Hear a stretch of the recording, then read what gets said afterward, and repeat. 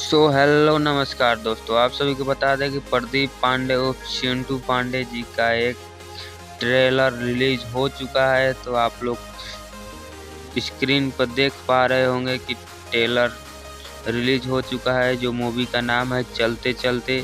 इस मूवी का निर्माता है अभय सिन्हा, शिवांशु पांडे व पंकज तिवारी। निर्देशक है परमांशु सिंह।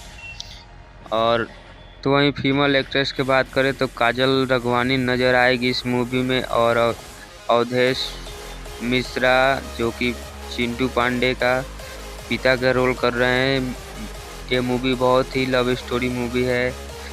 आप लोग जाइए और देखिए, ट्रेलर रिलीज हो चुका है।